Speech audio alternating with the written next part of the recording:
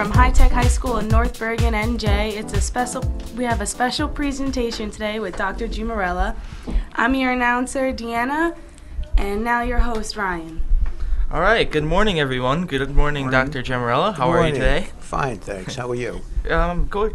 Today we have Jared, Deanna, Shawn, and Mohamed and behind the glass, and we'll be doing a little show about the park today. So, to get things started, we all know that the park was the first online standardized test here in New Jersey.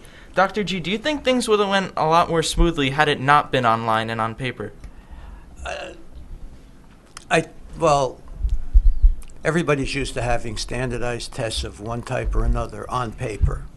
So looking at it from that point of view, it may have gone a little bit more smoothly. But I think as we get into the 21st century and the ability to use technology that we do have, I think eventually what would have happened was that all types of standardized testing will be online, so to speak. So, do you think that if it hadn't been online, we would have less of an intrusion on the learning process with, the delayed openings, the shortened periods, less class time? I don't know if it would have made that much of a difference based on the number of students that have to take the test in the allotted period of time. Mm-hmm. We had a 3-week window with a 4th week for makeups. Now, the next week is the makeup week, but we will have almost no makeups because we've been giving the makeups as we went along. Yeah. So next week, the only possible makeups would be the Algebra 2 test. Which will be Thursday and Friday this week, right? The test is Thursday, Friday. The makeup will probably be next Monday or Tuesday. So, were you surprised with the amount of opt-outs that we had in the school for the test? Yes and no. I think I was surprised because of the caliber of students that we have at High Tech. Mm-hmm. And let's face it, I mentioned it once before, you guys have been taking standardized tests forever now. Yeah. So the only difference, if you will, is that the test was online, so it was different in that respect. Mm-hmm. But I think you will do just as well online versus paper and pencil. So I think that was one hesitation that caused some of the opt-out frenzy. Mm-hmm. And the other one was obviously all the advertising. Propaganda and, Well, I don't know if it was propaganda. I think it could have been handled better from both sides, just putting the information out and letting the parents determine whether or not it was appropriate for the particular grade level that their child was in. Yeah, I believe we saw, have you guys seen any of the commercials they've had recently, like first grader coming home crying, too much work. It was a little much. They'd always show those little parent interviews with all the different parents and the round table talking about their kids. Yeah. So I think that was a little much. I don't really think that that was really necessary. So did you guys opt out or did No. I did. You okay? Well, we have one opt out over here, but Shawn I think did which too. isn't bad. Don't one leave him behind out. the board too. Okay. So, what do you think is an appropriate age for the style of test that the park is, or the HESPA? Do you think we should start that around middle school, or do you think earlier, later than that? Eventually, everybody has to get involved with standardized testing. I don't know if, let's do it this way. I'm speaking as the principal of High Tech, and there are certain things that I have to follow, certain rules, if you will, and one is to encourage students to take the test.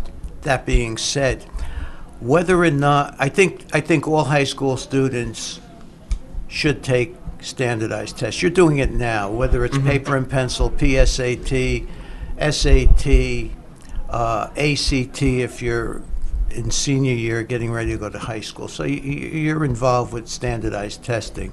In elementary school, you had the ASK, 7th grade, 8th grade, as early as, I guess, 3rd grade. Yeah. So you used the paper and pencil testing. Whether or not you want to go into the 3rd grade with a brand new type of test that we have here online, I think it may have been better possibly to do a phase in the lower grades. It may be, 7th and 6th, 7th grade, middle school type 8. You should be ready to be doing standardized testing online. Mm-hmm. Now, as principal of the school, is there any way that you could provide feedback to the state on how you think things have gone? Any communication back and forth with you and anyone over at the state? Any feedback that we have, whether it's Barbara Mendola, who's the principal in County Prep, or myself, would go through the superintendent. And we do have a meeting set up for, I believe, Monday to discuss the next round of testing, which will be the end of April. And with that, we'll make some recommendations of how we could do things better, recommendations to the superintendent, who could then forward it to the state or the county superintendent about what we feel was good or bad with the test. So for the next round, you said coming up in late April, we are not going to have delayed openings, correct? No, in fact, we're going to start working on a schedule the end of this week or the beginning of next week on how we could get all the students tested during the regular school day. If you're testing, you will be testing in a certain amount of rooms, and if you're not testing, you'll be in class. Yeah, okay. Do you guys have anything? I have a question. For students that opted out the first round of PARCC testing, do they have to opt out again for the next round in the end of April? I think just based on the way the parents sent emails or letters requesting to opt out, they opted out for the PARCC. Okay. Which to me would mean all of it? All of it, as opposed to a part here or a part there. Okay. Is it true that teachers are actually evaluated based on the results of the PARCC test they distribute? A very small portion. 10% of the teacher evaluation is related to the PARCC, but there is 90% of other evaluation techniques and procedures. Yeah. So if a teacher receives no credit because of poor performance of the students on the PARCC, it will probably not determine whether the teacher is proficient or non-proficient. If you look at the teachers in high tech, the teachers in high tech scored well last year. So even if we said 90% of last year's score would be translated to this year's score and no one received any credit for the PARCC portion of it, they'd all be proficient. Mm-hmm. So I don't have any doubt that the teachers will be proficient. I don't think that teachers will be penalized. I think the students who took the test will be successful in the test. So I told the teachers, the students in high tech, the students in county prep, since I know them from my years there, will be successful. And no matter how we try to change the curriculum, try to change the course sequence in order to accommodate a standardized test, the students will be successful. They'll find a way. You guys usually do. So, I'm not looking to change curriculum or change the way the teachers teach. I'm satisfied with that. Yeah. Do you have anything from behind the glass, Shawn or Mohamed? No? I have another question. Are we going to have the PARCC test again next year? Is this going to be like every year from now on? Supposedly, the plan was to begin this year and have it every year afterwards.